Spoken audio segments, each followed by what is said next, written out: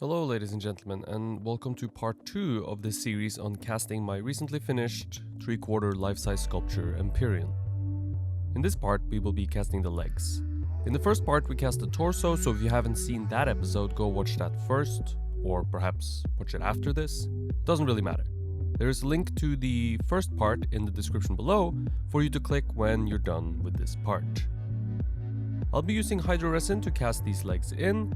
It's the same material I used to cast the torso, of course, considering the two need to be connected. It's very helpful if they're in the same material. It's lighter than plaster, tougher than plaster, and of course, more expensive than plaster. But that's okay, the added benefits are enough to make it worth it, I think. It's also more forgiving when it comes to mix ratio and mixing technique than plaster. When mixing regular plaster, you need to put the plaster powder into the water, never the other way around. And out of habit, I'm doing the same thing here, but it's not entirely necessary. I use a whisk to mix rather than a stir stick or my hands because it blends the liquid and powder together a little bit faster and better. And perhaps it introduces a bit more air bubbles, but I've never had any real issues with air bubbles using Hydro-Resin yet, and I always use a whisk. So I think I'll stick with it for now until I experience some issues. Another amazing quality this material has is that if you mess up the mix ratio a bit, you can simply add more liquid into it to make it thinner without losing too much strength. You should not be doing this if you are working with plasters. Always powder into liquid with plaster and never liquid into powder. The flexibility Hydro-Resin affords me is one of the reasons I love using it. The regular mix ratio recommended by the manufacturer is 2 parts powder and 1 part liquid. Now I rarely stick to this ratio as I find it way too thin. As you can see here, my mix is closer to a thin whipped cream. If you stick with the recommended mix ratio, you'll end up with a mix closely resembling milk. It takes a longer time to set up as well, which slows you down even more without many added benefits, unless you are pouring the material into the mold to fill it entirely, of course. And if you're not doing that, I would stick with a thicker mix. As you can probably see, where I put the Hydro-Resin down in my mold, it stays.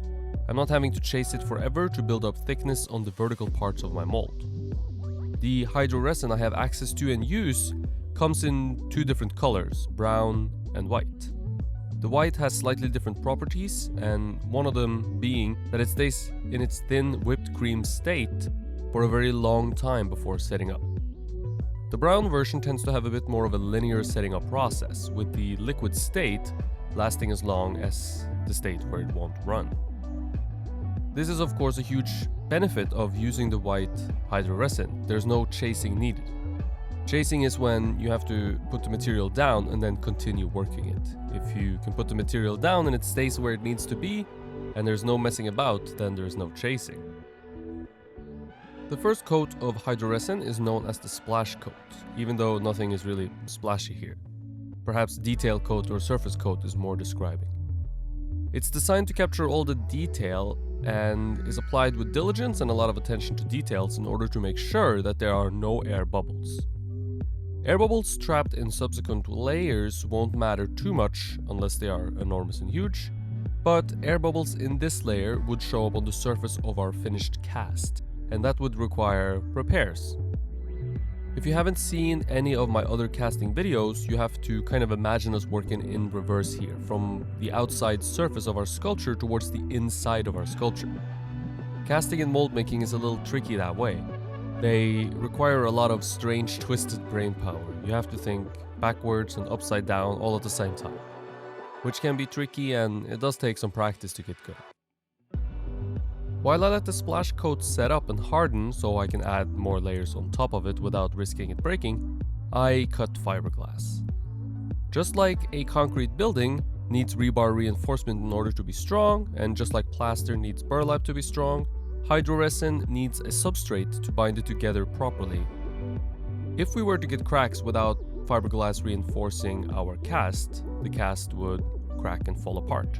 But with fiberglass, a crack is merely a small crack that can be fixed and filled, and the cast will be held together by the fiberglass.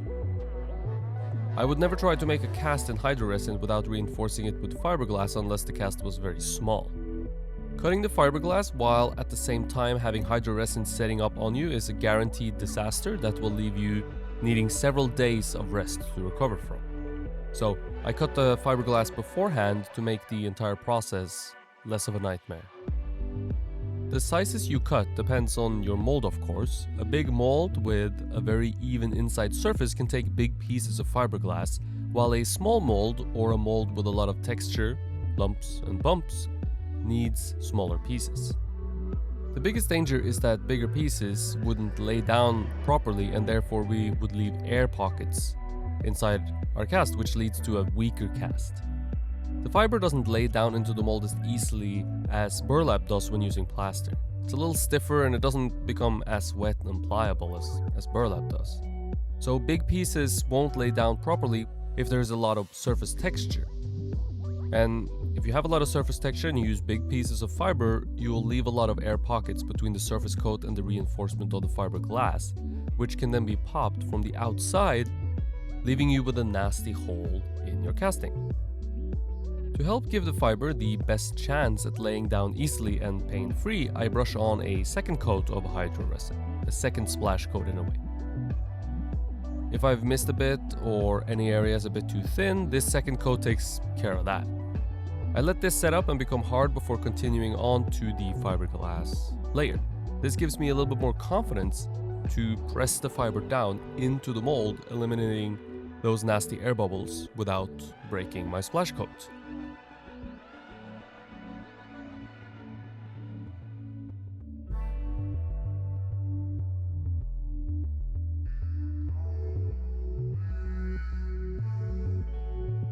Let's thank today's sponsors, my Patreon supporters on Patreon, who have ensured the continued existence of this channel and allowed me to upgrade my gear bit by bit, making better looking and better sounding content for all of you watching.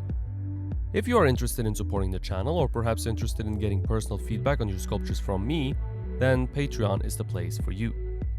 You'll get in-depth feedback on techniques and how you can apply them to your own work. Anything sculpture related goes. We can talk about armatures, supplies, mold making, anything you need help with in your sculpting endeavors. So check it out, there's a link in the description below. And again, thank you so much to those of you who have given generously and supported me. It really means the world.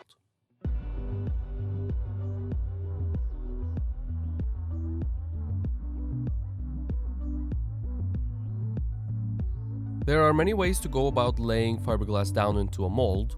Some of it depends on the type of fiber you are working with as well, so your mileage may vary here. I've developed a way of doing it that I think works out really well if you are doing this on your own, as I am. If you have a helper, there are faster ways to go about it, but this is the best one-man band way. Begin by brushing a layer of Hydro-Resin into your mold.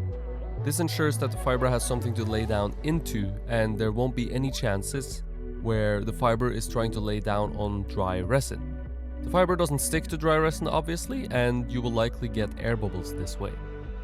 Once an area is covered with wet resin, lay the dry piece of fiberglass into it and tamp it down using your fingers or a brush. Make sure it's seated well. Sometimes you can pull one part of the fiberglass up by tamping it down in another, so go over the entire piece a few times just to make sure it's laying down properly everywhere. I prefer not to fold my pieces, just lay them down in the mold as is. There's no reason to fold them to get a clean edge, as number one, it doesn't work very well because the fiber doesn't fold so easily, and we'll deal with the edges later on. For now, all you really need to know and think about is that you should stay away from the edges of your mold with the fiberglass. When one piece of fiber is down, I brush a little more resin onto its edge. This is because for the casting to be as strong as it possibly can, the pieces of fiber need to connect with each other. If the overlap between the individual pieces of fiber is dry, then they won't stick together. So a little resin on the edges of the piece of fiber that was just put in the mold ensures that we have no such issue. The next piece is then added into the mold, overlapping the previous pieces by about 1 centimeter. I gauge how much overlap there should be by only brushing fresh resin about 1 centimeter over the edge of the pieces of fiberglass already in the mold. Then I can add a new piece of fiber using where the resin has been brushed as a guide.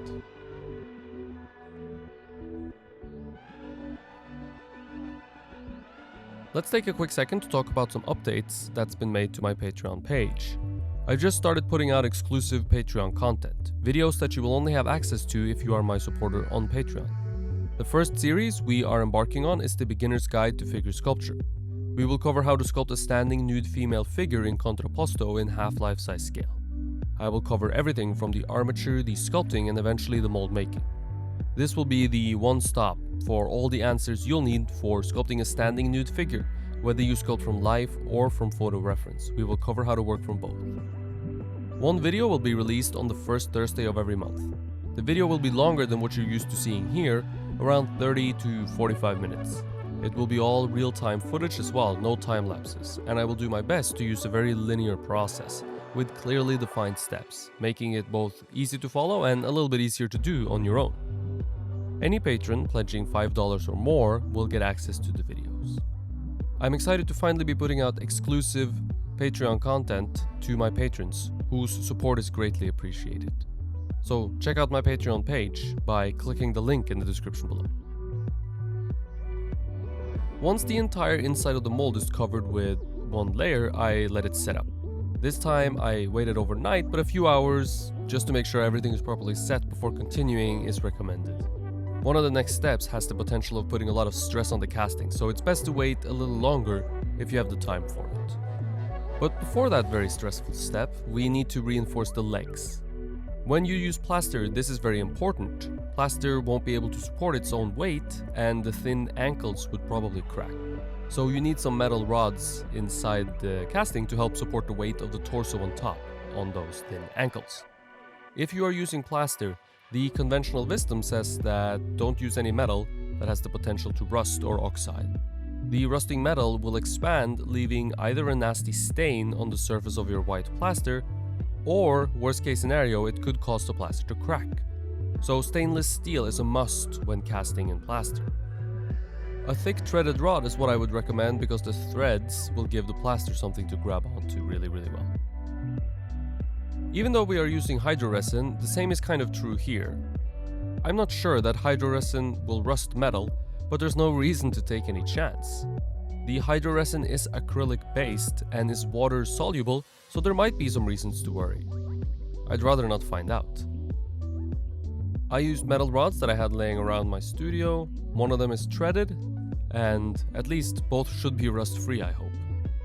Be careful that the metal rods do not raise above the level of your mold, and make sure that you don't put the rods in the same leg on the two different sides of the mold, because this would be very disastrous.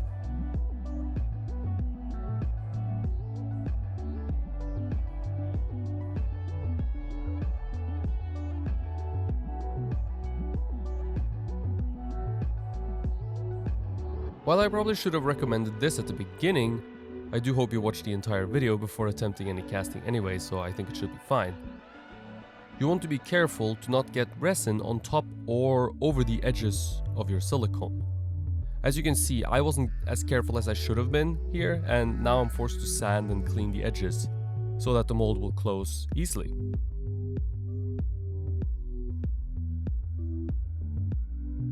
Staying a little further away from the edges than you think is necessary is advisable, as it allows you to skip the step that I'm now struggling with. If the resin is above the edges, the mold won't close properly and we will get a distorted cast, requiring a lot of repairs out of our mold. Sandpaper, knives, and a Dremel tool does the trick here.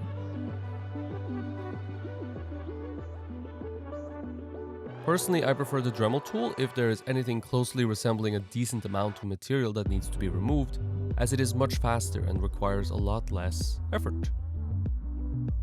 If you use a light touch, the Dremel won't dig into your silicone and you can kind of run it along the edges, letting the silicone edges guide you, grinding away anything that sticks up above the silicone edge.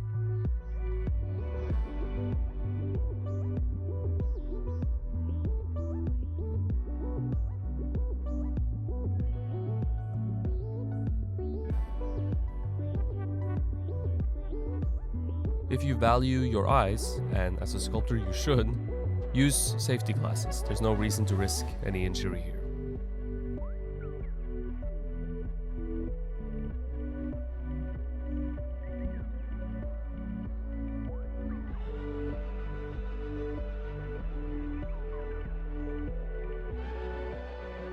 Speaking of avoiding injury, when performing heavy lifts, it's always smart to recruit a good friend, someone you trust.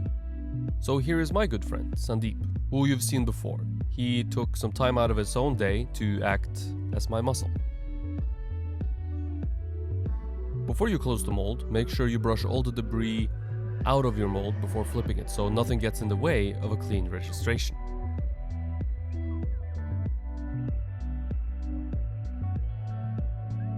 Put one hand on the inside of the mold so that the casting and the silicone doesn't fall out.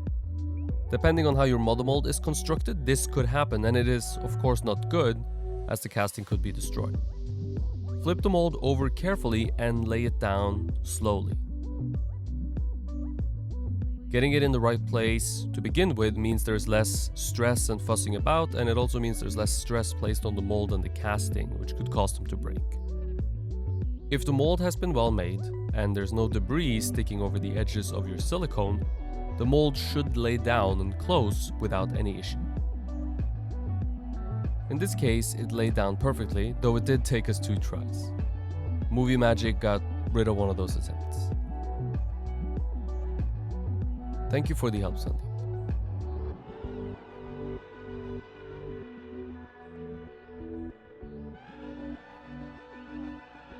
To keep the 2 halves together and avoid any chance at misregistration, I strapped the 2 halves together using a bungee cord, actually using 2 bungee cords. Because I'm using an open-edged mold, which means that we can see the edges of the silicone from the outside of the mold, I do not want to put too much pressure on the mold while strapping it together. Too much pressure could potentially deform the silicone as it is soft. If I were using a closed-edged mold, I can go as tight as I want, as tight as the mother mold material can take, and in this case that would be tighter than I could physically do probably, considering the mother mold is made of resin. But with a closed-edged mold, I wouldn't be able to inspect the edges and see if everything registrated properly while closing the mold. There are benefits and negatives to both methods, but I personally prefer an open-edged mold.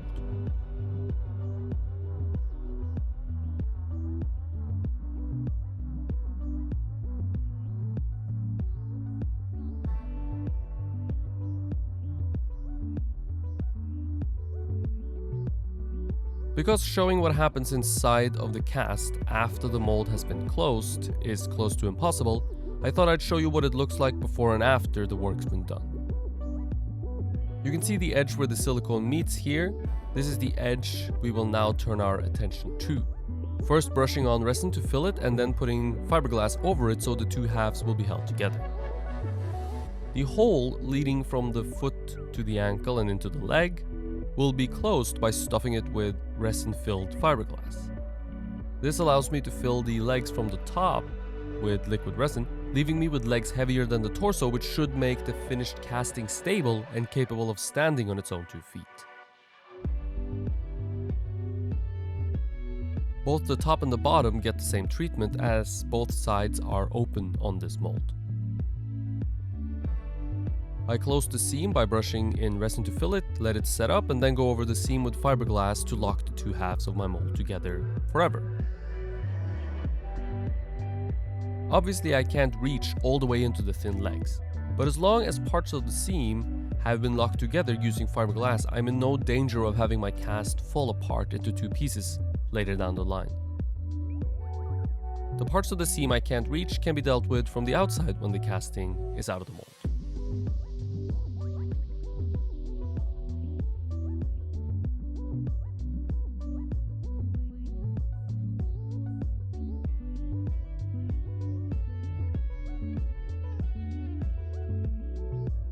To make sure the casting has a stable, thick edge to stand on that won't crack, I reinforce the bottom edge heavily using both fiberglass and extra resin.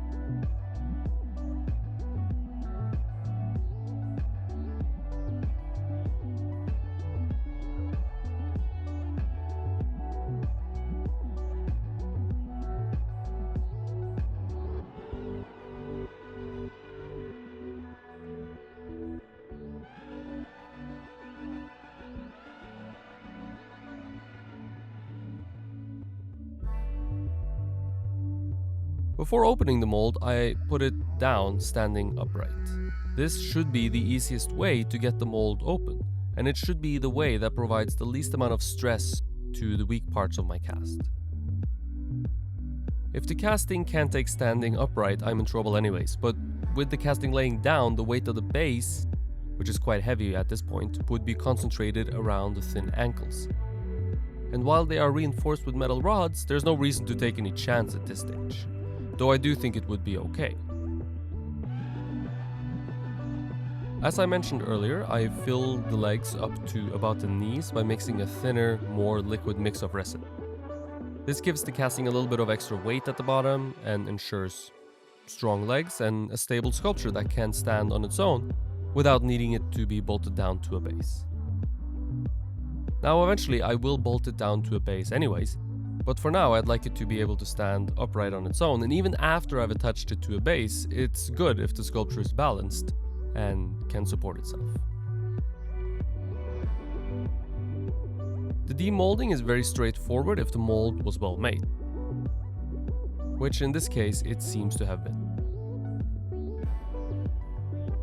I take all the mother mold pieces off first, and then I bolt them back together so that they're prepared to receive the silicone skins. I never let my silicone skins lay around on the floor without support because they will deform and distort this way. And for a long-lasting mold, you should never let your silicone lay around without support from its mother mold. Getting the silicone skin off is very easy. It flexes off, and I let gravity help me out here by going from the top to the bottom. I was a little worried about the free-floating left leg, so I was very careful, but it came off easy enough, leaving us with a very beautiful casting with a reasonable and very manageable amount of repairs needed. All of which will be covered in a later episode. Thank you for watching. I hope you enjoyed the video, and if you did, and if you want more in-depth feedback on your molds and your sculptures, check out my Patreon page. I give feedback and critiques on people's work, and we talk about whatever you need help with in your sculpting endeavors. And right now, released on the first Thursday of every month, there is exclusive video educational content on my Patreon page. The first series we are embarking on is the Beginner's Guide to Figure Sculpture. I'm super excited to finally be creating exclusive content for Patreon, and I hope you will be too, and we'll take a look. There's a link to my Patreon in the description below. Thank you for watching, and stay tuned for a new video next Thursday. Hit the subscribe button and the bell to be notified whenever a new video comes out. If you enjoyed the video, click the like button and share with your friends and family. It helps me out a lot. Thank you for watching, stay creative, and I hope to see you in the next one.